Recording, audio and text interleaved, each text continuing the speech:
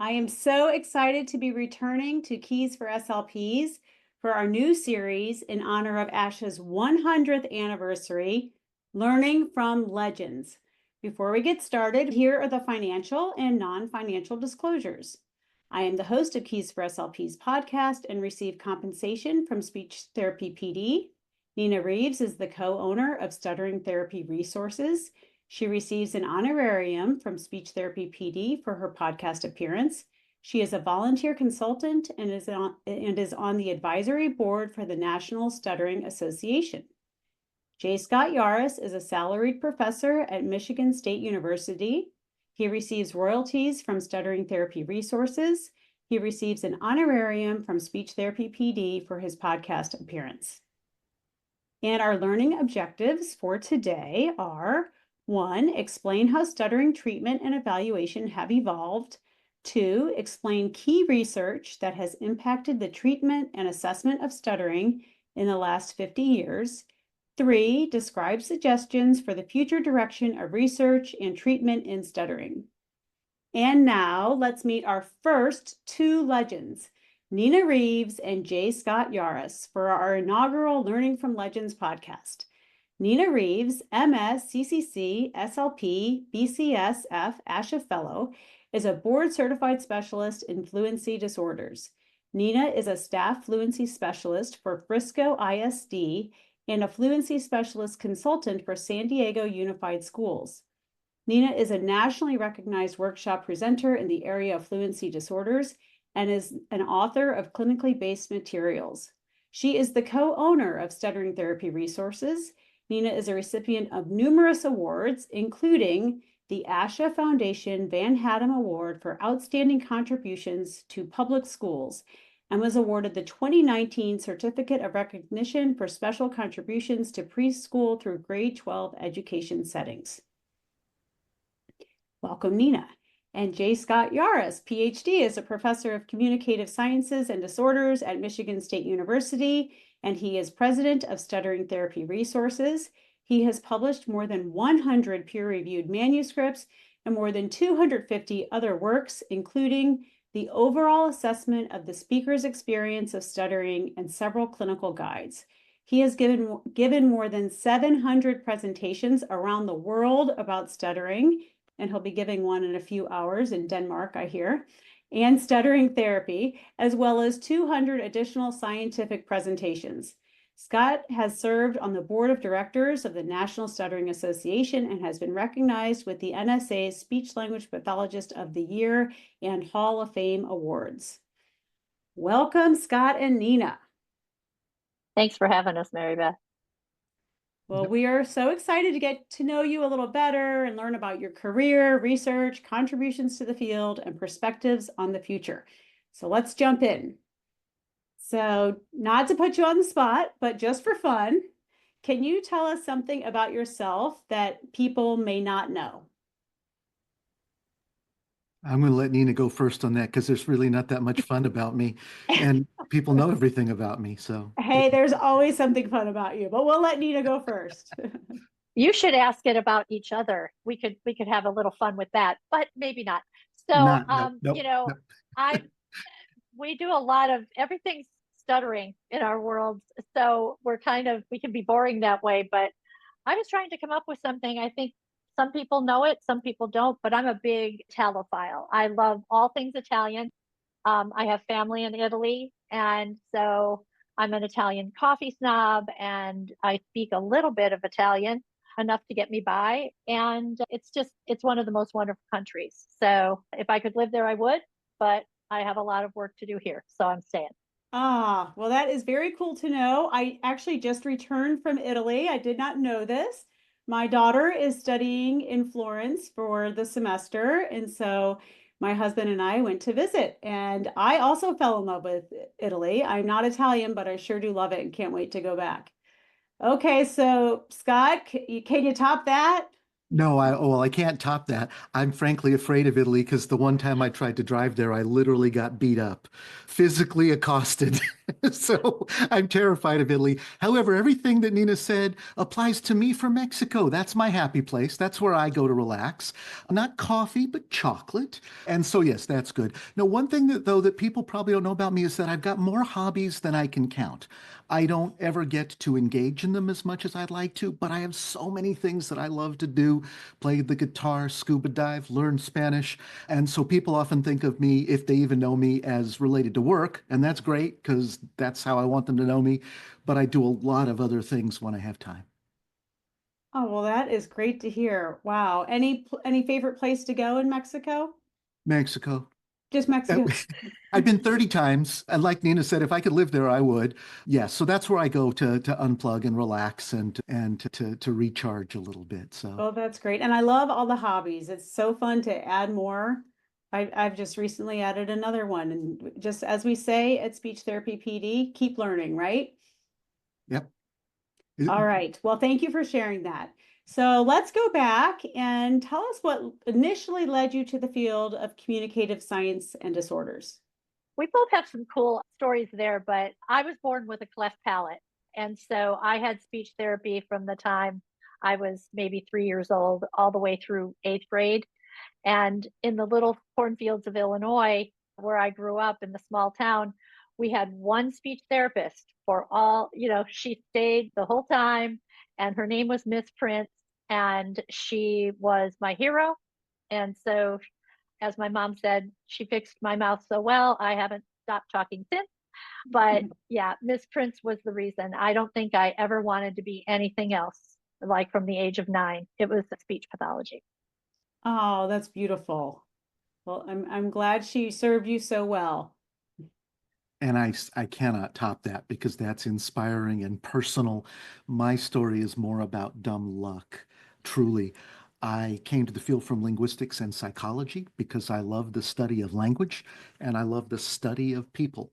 I'm actually, Nina will tell you, I'm afraid of people in person, but I love to study people. I'm totally good with that. And when I was coming to graduate, I asked my advisors about a field where I could study language and people. But the college that I went to was fairly pure in its scientific endeavor, and they didn't know of anything. They said, no, you can be a linguist or you can be a psychologist, an experimental psychologist. And one of my primary advisors just happened to have a wife who was a speech language pathologist. And he said, I think my wife does something with kids. Go talk to her. And so I did. He had no idea. This is a big name. Everybody has studied this individual's work. And I went and I volunteered with his wife at her Center for Children with Autism, which again terrified me. And because I just wasn't prepared, I knew nothing. But that got me into the field. That's how I found out about it. And I applied to a bunch of schools. Back then, you had to go to the library and get the Barron's book that you could look through to learn about the schools. There was no US Yes. News and World Report. There was no online review. And I picked 6 schools. I don't even remember how I picked them, but I picked 6 schools and I applied to them. And one of the applications asked, is there any specific area of the field you're interested in? And there wasn't because I knew nothing about the field, but I thought it might help me get in. So I put stuttering. Oh my. Well, Dumb luck, truly. I put stuttering because that'd be interesting, right? It is, sure. And I got in, and then I knew I wanted to do research. I didn't know on what, so I emailed the various no, I didn't email. I wrote to the various programs, said, "Is it possible for a master's student to do research?" And one of the 6 programs, Dr. Ed Contour, sent me a box, a literal box of papers that students had been involved in. So that's how I decided to go there and to study stuttering. So it was dumb luck, truly dumb luck. wow, that's amazing. And what school was that? Syracuse University. And in Syracuse. fact, just a couple of hours ago, we celebrated a bunch of us who were Ed's graduates, Dr. Ed Contours. We celebrated his 80th birthday with a little bit of a tribute to all of us talking about our experiences in coming to study with him at Syracuse or at Vanderbilt thereafter. Wow, wow. Well, that is a great story. It's so interesting, when you're young and making these decisions, you never know how one little decision or one checking one box is going to affect the rest of your life. I was very fortunate. I often say if my kids put as little thought into their future as I did, we'd be having a serious conversation. But it was just luck. I mean, now, in fairness, my grandfather stuttered, and so I was aware of stuttering. But it wasn't like, some inspiring story where I said, I'm going to figure out this thing that plagued my grandfather. It was nothing like that. It was just, oh, I know the word stuttering. I'm going to write that in. Maybe it'll help me get into grad school. Yeah, It was a different that time. is so interesting. Just out of curiosity, did your grandfather at that time or any time in his life, did he have therapy? He did. He did. In fact, my serious claim to fame in the field is that my grandfather was treated by Lee Edward Travis. Many folks on the call would know the name, the so-called grandfather of the field of speech language pathology here in the United States, treated my grandfather. Poorly, it turned out, because, it was the 1930s and they didn't know anything. They did the best they could. But interestingly, my grandfather and I never really talked about his stuttering. It was a fact. It was just there. By the time I knew him, it was no longer a factor in his life. But when he was a younger man, it was a significant factor. For World War II, he was classified 4F, unfit to serve. He worked as a riveter when he was drafted in World War II. And anytime I see Rosie the Riveter saying, yes, we can, I picture my grandfather. Oh, that's Because great. that's what he did. But no, we never talked about it until long after I had my PhD. I was running the stuttering program at Northwestern University.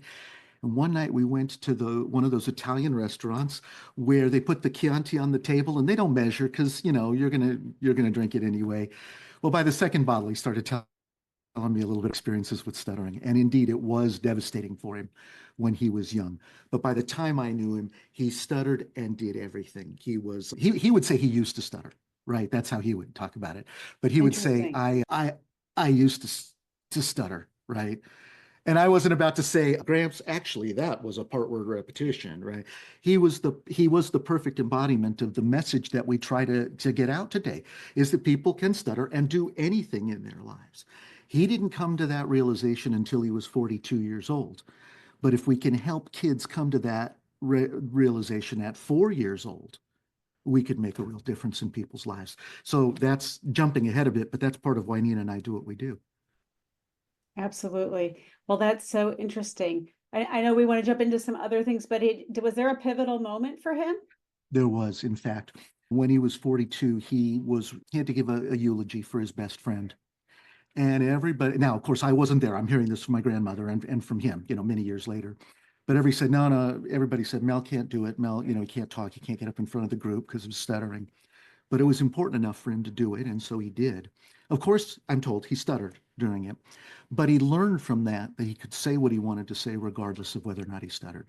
And that sort of opened a door for him. I'm sure there were other things as well, not just giving the eulogy, maybe, recognizing that one of his best friends was gone at such a young age. It was a difficult time. But that was a turning point for him. He was a door-to-door salesman, like in the old days where people used to knock on your door with their carpet and drapery samples. He did that as a stutterer. And, so he overcame that fear. And what I remember most about my grandfather is that he was always talking. Like Nina was saying, we would go out to dinner. My grandmother and I'd be in the car half an hour waiting for him. He's still talking to the people that he met there at the restaurant, talking to everybody and not being held back. My grandmother said he had 42 years of not talking to make up for. So, Oh, right. Well, what a great example for us all. exactly. Okay, so eventually we learned a little bit about what led you to the field of stuttering within SLP. Nina, how about you? What led you to the field of stuttering within speech language pathology? Well, as you can imagine, I was going to work with children with cleft palate. I was going to be at Rush Presbyterian St. Luke's in the, orofacial anomalies section. And I was going to, help all those kids that were just like me until I got out of grad school, got my first job in the public schools of the then bean fields of Illinois. Because of crop rotation, they were beans that year. And I met my first kid who stuttered. And I had really good training. I was trained by a Van Riperen trained guy who stutters. And so I had 2 classes in stuttering, 25 hours and 5 minutes of practicum, which I know many people don't get now. And I came in, going to set the world on fire. And honestly, I had no idea what I was doing with this young man. And we were doing everything I was taught, but he was struggling. And I just thought, this isn't okay with me. I cannot go years with this young man in this little school and fail him. So I jumped into everything I could find, intensive, professional development, read all of the Stuttering Foundation books, just did everything I could to learn more about stuttering. And, that's the history. I mean, it was the black hole that sucked me in, and I've never worked with a kid with cleft palate. Wow. Isn't that interesting? Okay, so you started in the beet fields of Illinois, and then where else has your career taken you? Oh, just basically Illinois and Texas, because I've been in the public schools the whole time. It's only been a couple of years that I've been out of the public schools, and it's just been my joy to work where the kids are, right? The children that are never going to see the inside of a private practice or a clinic. This is where they all are. And it was apparent to me early that my colleagues felt the same way I did early on, very not comfortable with stuttering, not sure what they were supposed to be doing. Most of them had been trained differently than me. They were really all everyone around me was doing just fluency only. I mean, there were not even a lot of Van Riper things going on, and almost no thoughts and feelings going on. It was just tool, tool, tool, fluency, fluency, fluency. And nobody felt good about it, but it was all they were ever trained in. And so it just took off from there. Once people know you have a special interest in stuttering, they come out of the woodwork to ask you questions to try to feel more comfortable. And the reason I moved to Texas is because I volunteer with the National Stuttering Association. And through that organization, I met my now husband, and he's a Texan, and he's a guy who stutters.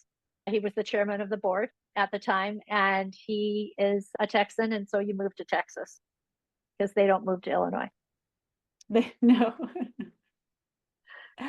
Oh, that's great. And then, well, let's take a little diversion here. So as part of the Learning from Legends series, we are interviewing ASHA fellows in honor of the 100th anniversary, as we said. Can you tell us a little bit about how you become nominated to become an ASHA fellow, especially as someone who worked in the school system? Well, I'm going to let Scott answer how you get nominated, because he nominated me for fellow. And I think he has written for so many people, the nomination packets, and gotten those together. I think he would be the one to speak to that. I'll just say that I was shocked. I know there aren't very many people from the public schools that ever get fellow. And so I was honored to, be one of the standard bearers of that. And I hope I see a lot more of that in the future.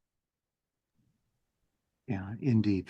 Now, I'll tell you that it was a relatively easy case to make for me to lead the nomination to get Nina recognized as an ASHA Fellow because of the work that she's done. But it is a very extensive process. It takes three sponsors, two of whom are already ASHA Fellows. So you're going to be nominated by people who have already received that recognition. And you have to have two people who haven't worked directly with the person. So Nina and I have worked together for decades. So I could be the lead sponsor, but I needed two other sponsors who hadn't worked directly with her to be able to review her work and discuss the impact. And the way it works is that there are different areas that you can highlight a person's expertise and impact in. And if I recall correctly, there are several different areas. I think it's 6 areas of impact, and you choose 3 of them. So one of them is clinical service. One of them is clinical education. One is research contributions. One is administrative service. One is service to ASHA. and one is service to state associations.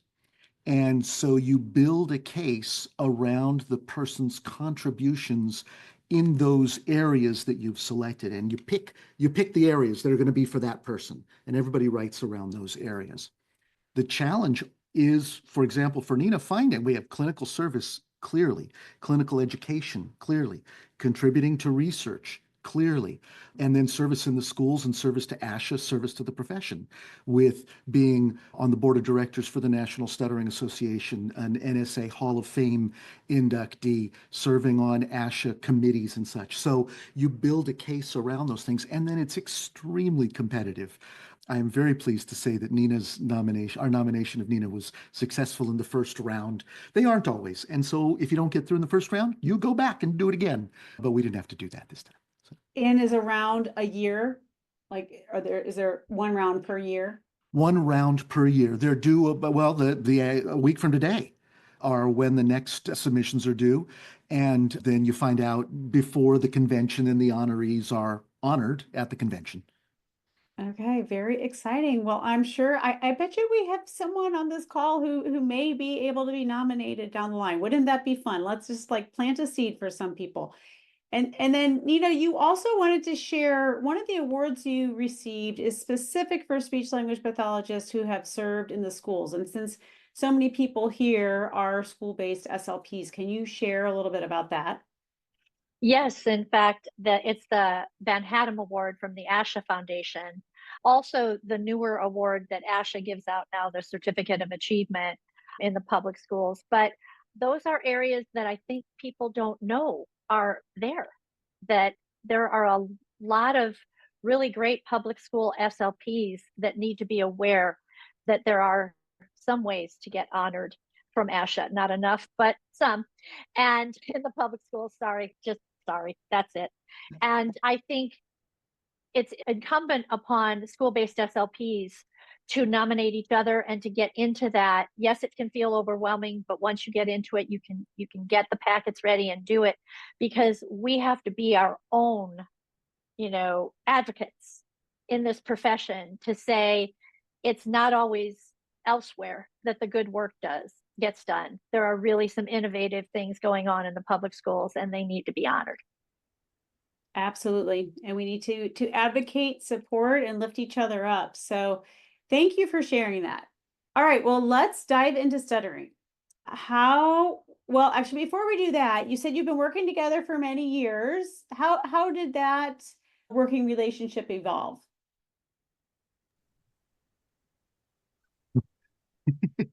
Nina wanted to write a book. Yeah, is that well, we met each other at okay, so I'll tell you the very first time we met. This is a mistake that I made. We were at ISHA, Illinois Speech and Hearing Association, and I didn't know Nina, but Nina was beginning to specialize in stuttering, or had already been specializing in stuttering. I was new. I worked at Northwestern University at the time. And so for the Illinois Speech and Hearing Association, we did stuttering panels. Bob Queasel, dear friend of ours who just passed away last month, and I used to plan the tracks for the ISHA convention. And so we were tap dancing. We had to fill some space because our invited speaker was late.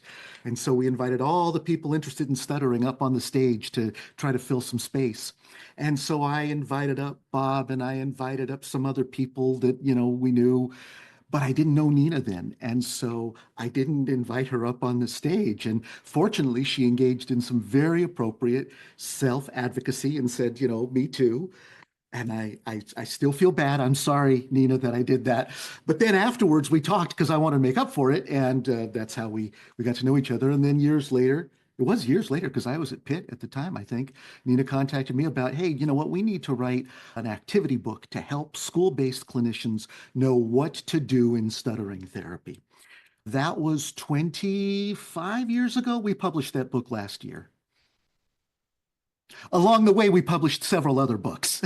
Okay. But it took us a little bit to get to the activity book. That was the beginning of our partnership. Wow.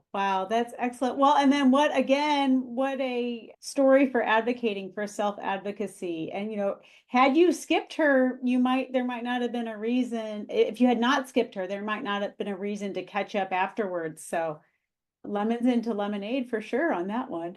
That's That great. All right, so that book was published and is available for anyone, but especially focused on school-based SLPs. the activity guide that we just published is a supplement to our initial book that is school age stuttering therapy from beginning to end. Okay. Okay. And it has some activities in it for sure.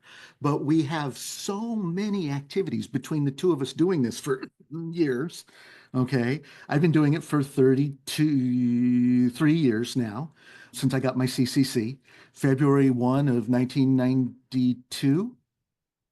I think that's right. But we have literally binders of activities. And so we pulled together activities that are specifically focused for this book on the early stages of therapy. What do you do on day one?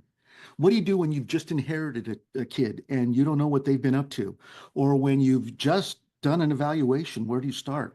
Or a kid who's coming back to therapy after a long break. Or, you don't feel like things are going the way you want. How are you going to jumpstart and retrack your therapy? So this book is more than 50 activities for that stage of therapy.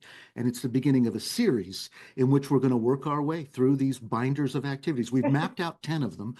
Don't tell our spouses because I think it's more like, okay. And we're just going to work. You're never going to get to Italy or Mexico. Yes, this has been a topic of discussion. But along the way, we wrote a couple of other books because we knew that we couldn't get to just the activities without the foundation. So we wrote the foundations first. The foundations are there now, and now we want to say, all right, once you understand what stuttering truly is, now activities will make more sense. Otherwise, if you just download a thing or you just find a thing on Instagram and you just do it and you don't see how it fits into the big picture, then it won't necessarily get in the direction that you're hoping that therapy will get. Exactly. Okay. So that's how you all met, and you both have been in the stuttering field. So how has the treatment and evaluation of stuttering evolved through your years, or through the years in general? You can talk about, starting with your grandfather's therapy in the 30s if you want, however you want to approach it. And I know Yes, this or is my a big husband. question for a little hour podcast. I mean, we could probably have, a 10-hour webinar on this, but just in your opinion. In fact, it's funny because Nina was just saying this is where Lee really shines. He'll go all the way back to Aristotle and Demosthenes if you want. So he is a stuttering history nerd, and we love him for that. So I only have one thing to say about this. I'm older than Scott, so I've got probably a good 7 years before Scott came in, maybe more. I can tell you that just in the big picture, it's what I was talking about when I was talking about my fellow clinicians who were trained in only fluency. I think the biggest shift over the years has been the understanding that we are shifting away from a fluency focus. We are now, really naming the terms of neurodiversity affirming therapy, which is something that many of us have been doing for 30 years. It just didn't have a name back then. Mm-hmm. And it was client-centered. It was, holistic. It was making sure that you had the whole child and the whole person involved in what you were assessing and what you were addressing in therapy. But that's the biggest shift for me in my career. Scott, what do you think? yeah, I would like to say, because Nina is always more optimistic than I am, it is an aspirational shift that we are seeing. The pendulum has swung back and forth in the field. There have been times when stuttering was viewed through a more holistic lens, and there have been times when it's viewed through purely a speech lens. I do think we're making progress in encouraging people to remember that, as we like to say, stuttering is more than just stuttering, it's more than just speech, and that we have to address the entire condition. And I think what's really changed, that's a very positive step, in my opinion, is, as Nina's saying, this now listening to the speaker. right? So yes, we're going to treat more than just the stuttering. Well, what does that mean? It doesn't mean where other people identify that the speaker isn't participating. Let's ask the speaker what they want. And remarkably, so much of the literature in our field is based on the listener perspective. Whether a listener heard a stutter or saw a moment of tension or an eye blink or whatever. Oddly enough, there just hasn't been as much focus on asking the speaker what they experience. Now, this has been done and it's increasing. This work is now more and more making it to the frontline clinician, right? Where clinicians are now beginning to feel more comfortable asking, what are you seeking from your therapy? How did that moment feel for you? How do you feel about the direction that we're going in therapy? Do you like what we're up to?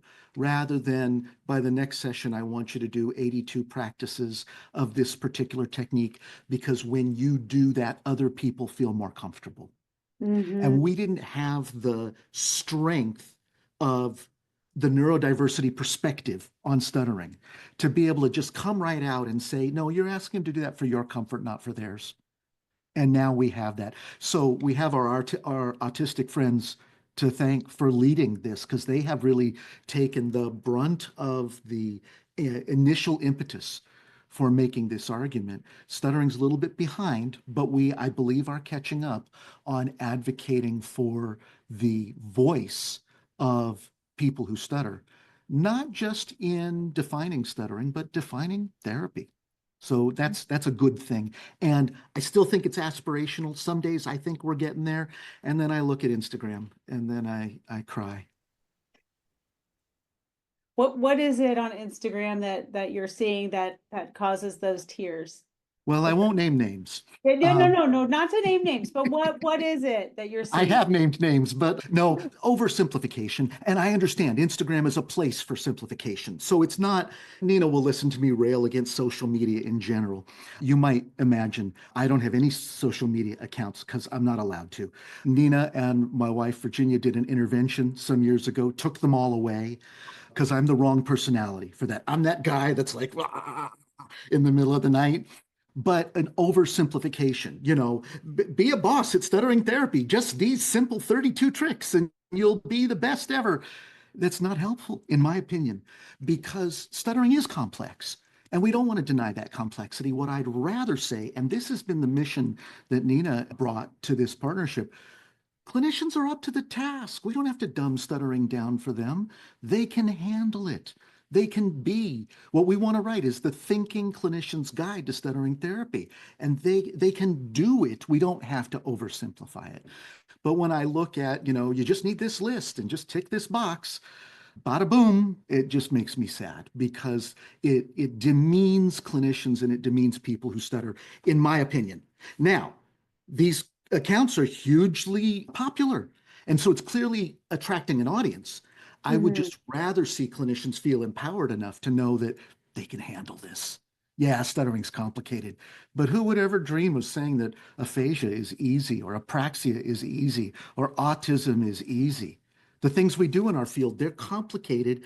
And I just listed the A's. I mean, there's more. And Right. we're up to the task. And that's the message that we want to give clinicians. You can do this, because it is our firm belief that every speech language pathologist can be an outstanding stuttering therapist. But Scott's not passionate about that. He's not at all. Well, you are inspiring, and thank you so much for all the resources, including one. I think the last time that we talked, we were doing on Speech Therapy PD, we were doing a stuttering series that I was co-hosting, and you were creating the Oasis, or OASES. I just say Oasis. Yeah, exactly. Oasis. Yeah. It's Oasis. Okay. Yep. All right. But that has now been published. Oh, yes, yes. The Okay. Oasis is out. We have it available for school-age kids, ages 7 to 12, teens, 13 to 17, and adults, 18 plus. We are working on the early childhood version. I need a little bit more data before I'm ready to let that go, and a few other projects. It got reprioritized down because I have some other burning projects in my mind. But I hope that next year the Oasis E for early childhood will be out. Okay, and for those who are not familiar with it, it focuses on the speaker's experience, but can Exactly. you give us the full name and tell us what exactly it is? I'm delighted to. Thank you for asking. So, the overall assessment of the speaker's experience of stuttering, or Oasis. And the goal of the Oasis is to measure not how much a person appears to stutter. That's a listener perspective. It's to do this thing that I was talking about instead, focus on the speaker's perspective. How does the speaker perceive their speech? How does the speaker feel about their stuttering and about themselves? How does the speaker perceive their communication with others in key situations? And how does the speaker perceive impact on quality of life? What it gives you is not a severity rating, but rather an impact rating. And this is important because if you work in the schools, you're supposed to qualify kids for therapy based on adverse impact. And Mhm. this is the only tool that gives you a rating of the impact of stuttering on a person's life. Now, for those that do need a severity measure, because some still do, some districts want severity, I still believe in the speaker's perspective on severity. So Nina and I are working on a new severity measure that I still hope to have out this year. I still hope to have it out this year. I still hope. I still hope. This is aspirational. The We're early. yeah, yeah, Early in the it's still year. March. Yes. The assessment of multiple perspectives on stuttering severity, or the AMPS. And the AMPS will allow clinicians to get a score of the speaker's severity rating that is scaled in addition to their own observations, the parents' observations, the teachers' observations, so that we're getting multiple perspectives on severity.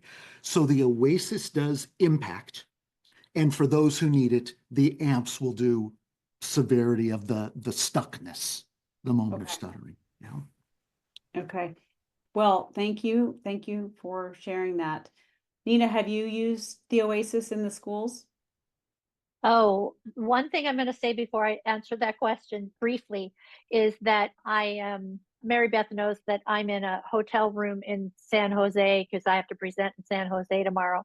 And I've just been getting notes that my paid for internet connection is unstable. So if you lose me, I will bow out and come back. Scott will take the reins and go, but we'll try to keep it moving. The Oasis is quintessential. I can't tell you how passionate I am about this assessment. And in the districts that I've worked with, we had a little saying that, if you had a child on your caseload that you had just assessed or reassessed and there was no Oasis done over the age of 7, it was an incomplete assessment. Go back and do more, because it basically will write your goals for you, not write your goals for you, but it really gives you a great picture of where the gaps are for kiddos who are experiencing some negative impact with stuttering and what we need to focus on. And it also really helps get us totally away from those very old, outdated, and we need to make sure they're gone. Anybody who says you have to have a certain percentage of stuttered speech to be eligible for therapy, that is actually, I would think, kind of illegal, because it doesn't go with the spirit or the guidelines of IDEA. Mm-hmm, mm-hmm. But the impact does. Yes, yes, yes. In other words, when we count stutters, and we still have to do it in certain districts and across certain states, that's fine. Count the stutters if you need to. Every 3 years, I've counted them because I had to, but I never put any stock in the numbers or the severity ratings. It was what I was seeing, what the people were telling me, and what the children were giving me as I dove further into their thoughts and feelings, that really helped me know which kids needed therapy and which didn't. Mm-hmm, mm-hmm. Well, again, thank you both for all your work in this field. Let's switch gears to research. So, what pivotal research, in your opinion, has significantly impact again, the treatment of and assessment of stuttering? So, This is Nina, all you Scott. want to go first in case your Nope. internet? Nope.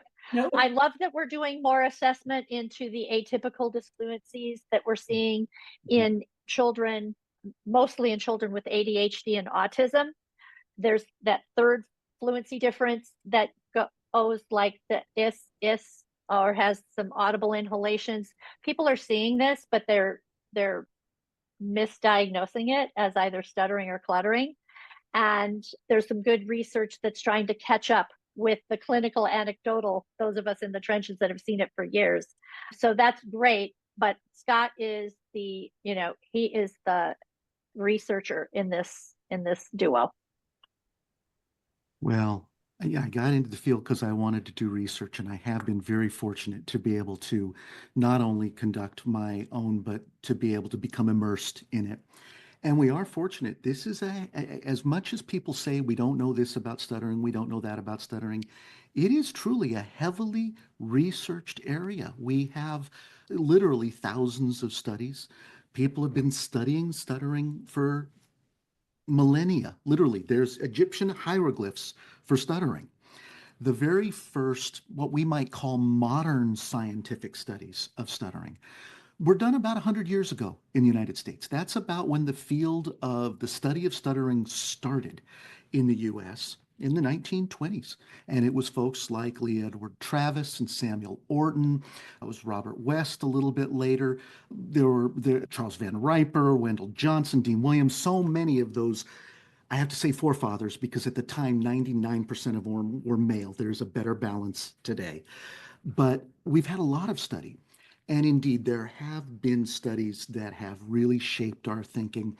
Some of those are research studies, and some of those are synthesis of research studies. So I'd like to highlight a couple. First of all, one of the most important findings, in my opinion, is that stuttering at its origin is neurological. And this comes from the very first work, the very first paper published in our field demonstrating that stuttering has a neurological origin dates back to 1991. It was a PET scan study showing that there was differences in blood flow in various regions of the brain between people who stutter and people who don't stutter.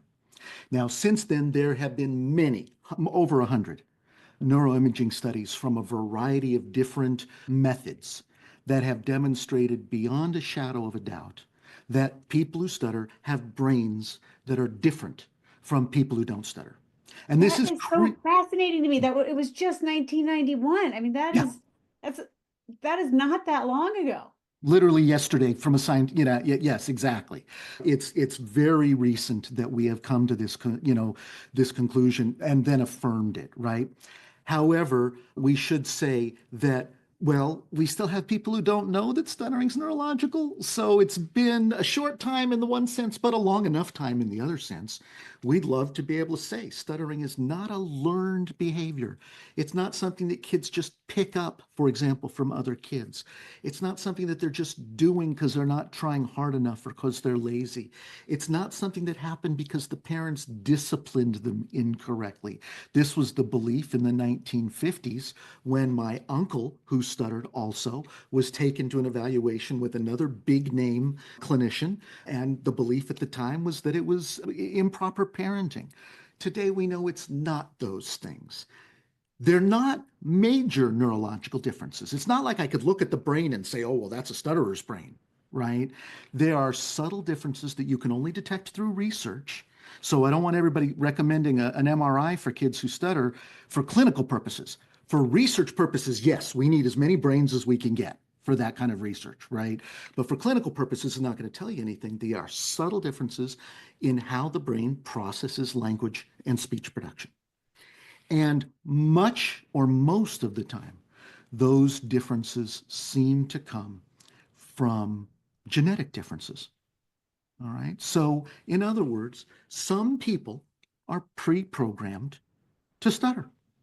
This is tremendously important. So we look at the research. We have the 1991 paper that started this. There have been, in particular, the work of Dr. Suan Chung at the University of Michigan, previously at Michigan State, showing that these differences are even present in children. So it's not that the person has lived with a lifetime of stuttering and therefore their brain is different. It's that their brain starts out different. They stutter. then their brain is also different because of living a lifetime of stuttering, right? We have to differentiate both kinds of differences. Tremendously important to know that because it shifts the blame. The blame is not the child's. The blame is not the parents. The blame is not the environment's. There is no blame. It's just a difference in genes and neurological development. So that's one class of research that I think is tremendously important, the neurological and genetic research. Another class of research that I think is tremendously important, and I'm just going to be a little bit, I'm going to try to be modest on this. This is work that I'm involved in because this is what matters to me, is the person's experience, the individual's experience. Work developing the Oasis. I mentioned Bob Queasel before. He was my co-author for the Oasis. And it's still so sad to talk about Bob. We just lost him, and it was unexpected. But Bob and I developed this by asking people who stutter what stuttering was like for them. And I think that was important. And other people have done it before. We didn't make this up. And other people have done it since. But we're learning more and more about how people experience the moment of stuttering and what it's like for them.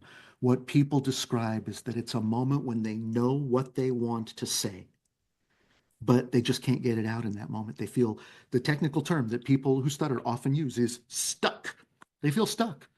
They also use the phrase a loss of control. They've lost control of their speech mechanism, right? This isn't a unique experience for them. It's not something that we non-stutterers have experienced in speech.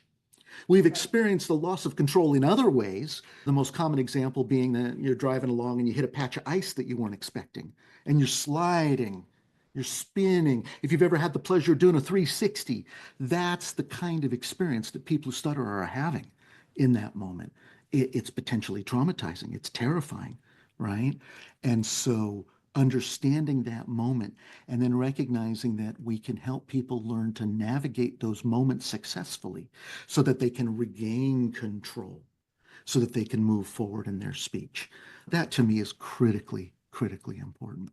There are other areas. In fact, there is a paper that's just about to come out that is basically those people who have NIH funding related to stuttering from NIDCD and other institutes talking about their funded research. And we have a paper coming out in, I can't remember what journal, I'll have to look it up sometime in the next month, but it's key highlighted areas, and it's the neurology and genetics, and it's the motor control issues, and it is down the line the personal experiences of people who stutter. And I think if there's one thing that speech language pathologists can do to improve their treatment of stuttering, it is to get to know people who stutter and hear their stories and hear their experiences and hear their goals and their dreams and their frustrations. And it's a humbling experience to hear what adults who stutter think about their school-aged therapy, because the clinician was doing the best she could, but she just didn't know. She didn't know that it was okay to talk to the kid about how he feels. She thought she was supposed to be counting and marking and saying, do this and do that. But if they can learn that it's okay to say, how you doing today?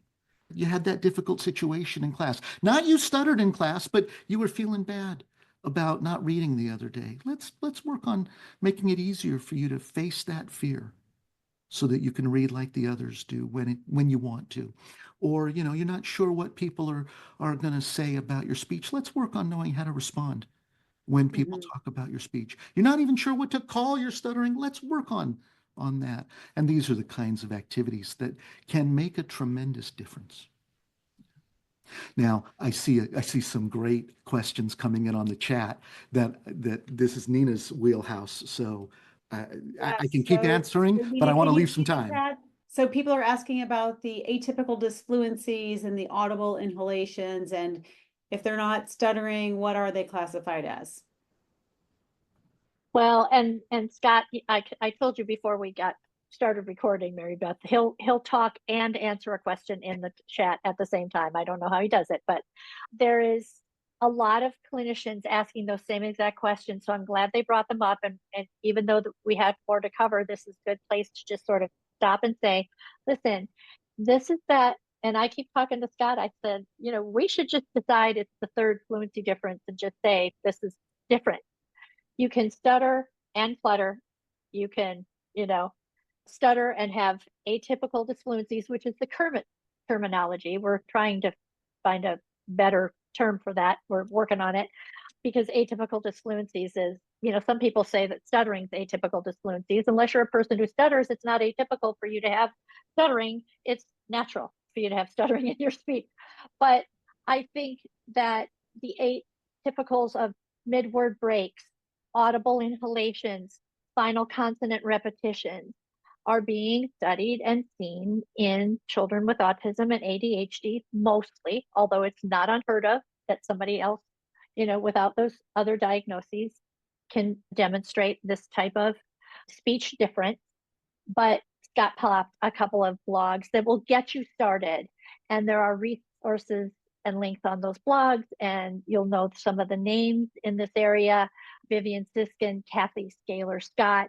Lots of people in our profession are really trying to get a bigger hold on not only what's going on, but how we help. Thank you. Thank you for answering that. And then we'll make sure that we have those links for those blogs as included in the course for future people, so we can share those as well. Okay, so thank you for sharing the research, the pivotal research in your opinion. And you've kind of mentioned it before, but what further research would you like to see developed to advance the treatment of stuttering? I think Scott's probably got 32,000 answers to this, and that's hyperbole, but stay with me. Mine, I want more help with those kiddos that we're talking about, because every clinician has a question about the atypical disfluencies, and they don't want them, they don't know what to do with them or whether they should be doing anything with them. Is this a listener issue? Is this a person's issue? I want more research and more clinical advice and help and ideas in that area. But for me, the research letting us know that the work that we do with children who stutter, that steers away from trying to get them to mask their speech, to shove down their stuttering, so that, sometimes they'll feel better about it and listeners will feel better about it.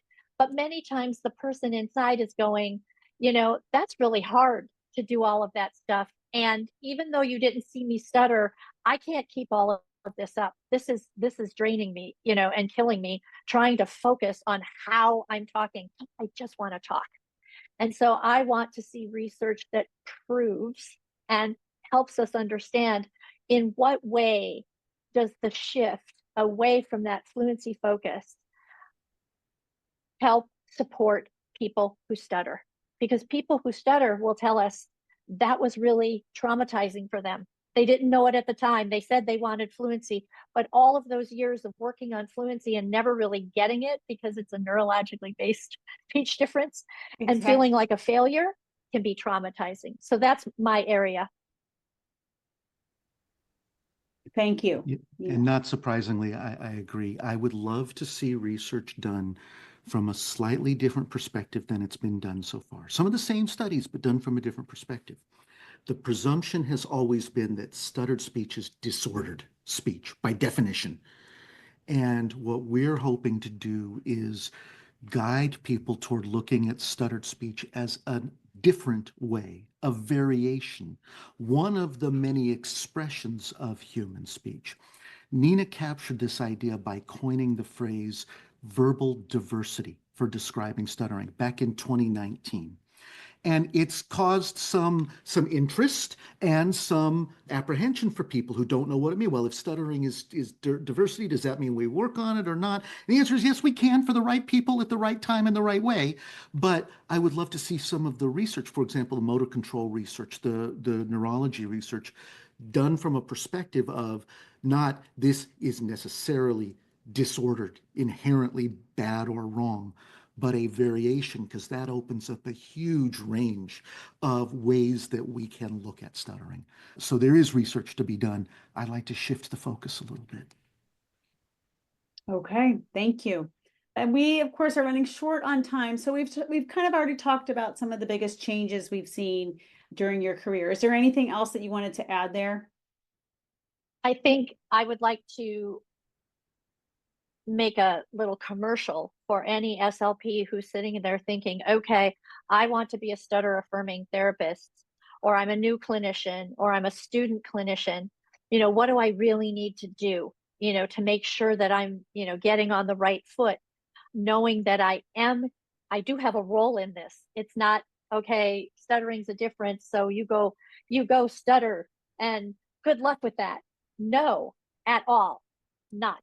And so, but one of the things that is going to shift is it's not going to be tools, tools, tools, tools, tools, right? It's not the time spent in therapy is not going to be taken over by strategies, skills, technique, how you talk, practice this. So what's it going to need? Time with counseling, okay, in communication disorders, okay? And so if you want a piece of advice on where to start, I would really start to delve into how do we get at and help our students navigate not just their stutter, but their thoughts and feelings about being a person who stutters in a world that doesn't get it. And that's our role. It's in our scope of practice, but it's not something that people have been trained on a lot or feel comfortable with. And I think those are the places to go to get more information. And as you said, in a world that doesn't get it, what can we do as SLPs to help change the world, to help get the world get it? God, I was pointing to you. Help people understand what stuttering truly is. It's not just a speech disorder. It's not that there's something wrong. It's a different way of speaking where we can intentionally create a world that's accepting and understanding of this variation. And then we can help people see that the goal of talking, and we all know this, but we sometimes forget it. The goal of talking is to communicate. When people open their mouths to talk, they don't do it in order to be fluent. They do it in order to communicate their message. And if we can keep our focus and keep other people's focus on communication as the purpose of talking, well, then that takes an awful lot of the burden off. We don't have to fix kids who stutter. A, they're not broken, but it takes the burden off from them trying to do something that is not natural for them. Natural speech for a person who stutters is stuttered speech. When they're doing any kind of speaking skill, it's not natural for them. So it takes added effort. It doesn't feel like them. It doesn't sound like them. And that increases the burden on their communication. Mm-hmm. So this is a big part of the message that we can all put out there to reduce the stigma within our field and within the world as a whole.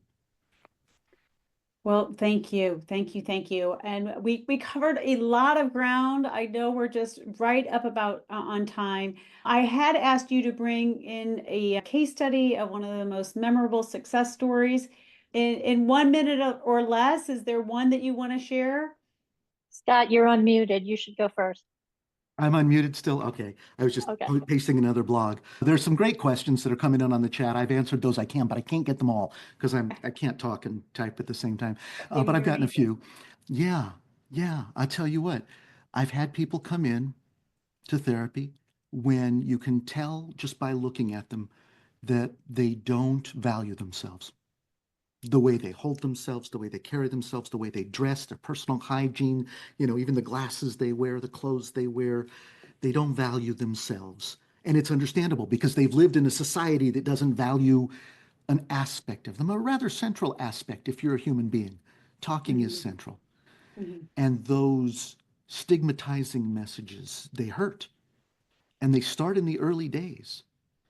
But as they learn to value themselves and as they learn to value what they say and how they say it and who they are and how they are, it opens up a whole new world for them.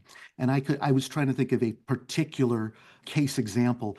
There's one, I don't want to give away anything, that would identify somebody, but there is a person that I worked with years ago who had a certain career, a helping career, as their goal in life, and didn't think they'd be able to reach that goal by coming to terms with the fact that they stuttered and that they were going to stutter and that it was okay to stutter and that stuttering didn't have to hold them back from going into that helping profession, they ultimately did that and went on to have a very successful career as the stuttering blank, the profession that the person is in. I'll pick physical therapist. The person's not a physical therapist, but the stuttering physical therapist, and everybody knew. And a few years later, Nina actually ran into that individual as in a professional setting. And do you know Yaruss? He was my therapist years ago. So you don't know the guy, never heard of him. Yeah. But That's these kinds of great. success stories, Yeah. they're common. This is not to diminish the real pain that many people who stutter experience, but we also don't want to take a view that it's hopeless for people who stutter, because it's absolutely 100% not. Thank you for sharing. Nina, is there one that you wanted to highlight or? Well, I think of course, there's always a few that stick in your mind, but one adolescent who came as an early adolescent and said, I need this to go away. I need to be fluent. I need to, kick this out because I'm not going to be able to do what I want to do with my life. Right. And I need it gone. And just by, you know, finding out from this young person, what is it that you think fluency is going to get you? What's fluency going to get you? Then those were the actual best hopes, the goals for that student. The communication that they valued is what they thought fluency was going to get them. And over a period of years in therapy, not really working a lot on this, but working on this and this, that student is well aware that they can do all of that communication with stuttering. You do not have to be fluent to be successful. Debunk the myth and help these students. Now, they're not going to believe you right away. You're planting some seeds. It's not like you're going to go, hey, it's okay to stutter. And they're going to go, oh, good. I'm better now. It's you plant the seed. You say it's okay to stutter, and then you show it's okay to stutter. It's not okay to stutter, but make that one smooth.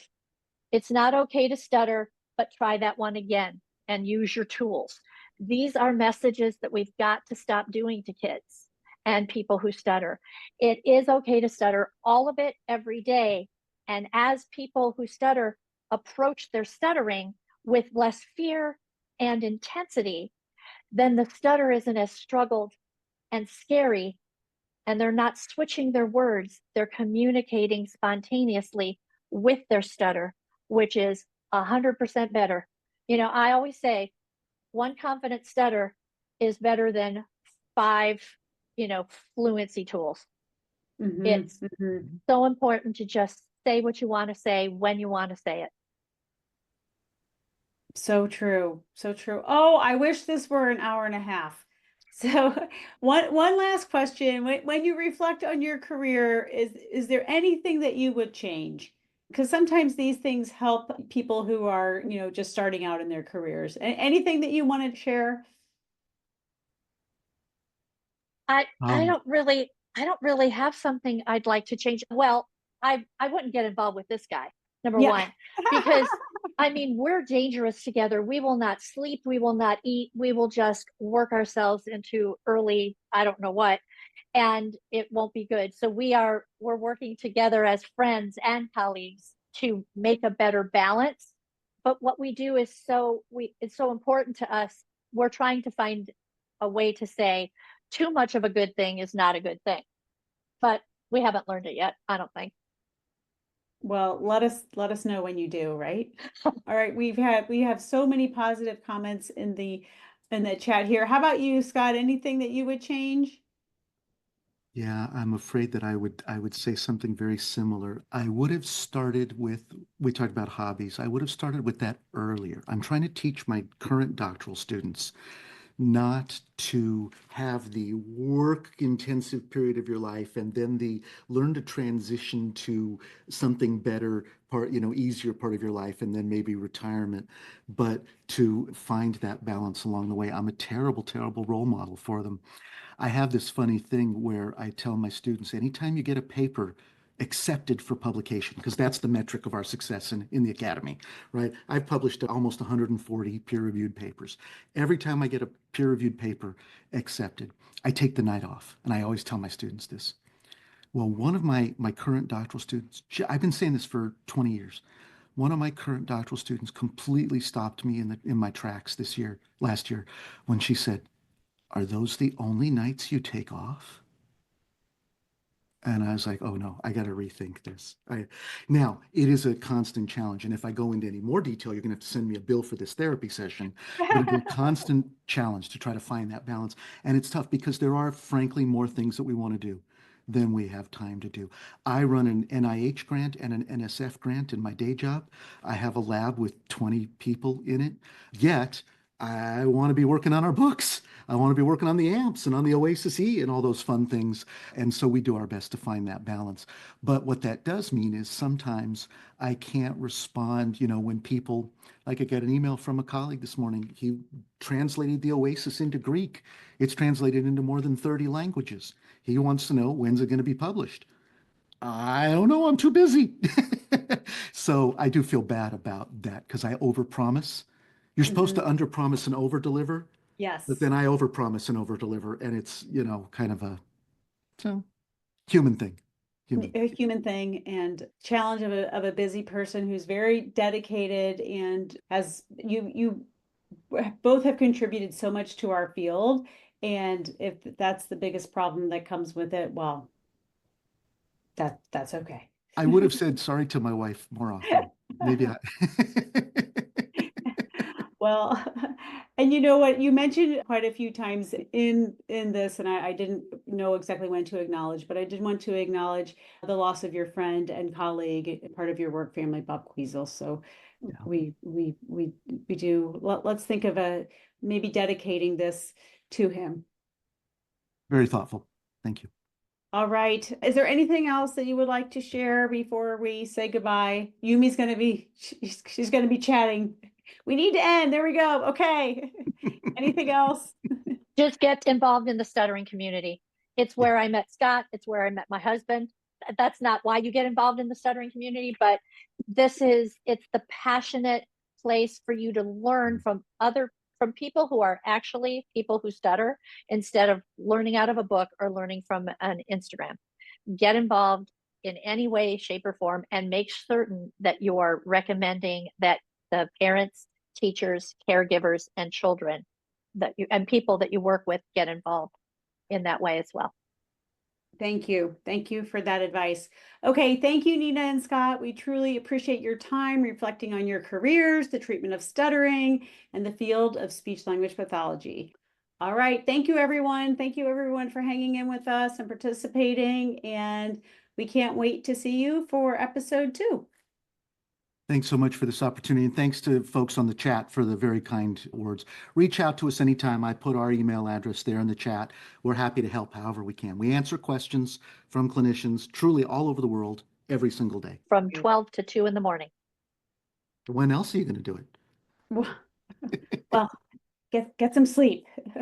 I get up at 3:30 to speak to a group in Denmark. So yes, I am going to go sleep quickly now. Yes, that's what Nina said. So, wow. Thank you for all you do for so many people. Really appreciate it. Take care. Thanks for this. Thank you. Bye-bye. Bye-bye. Bye-bye.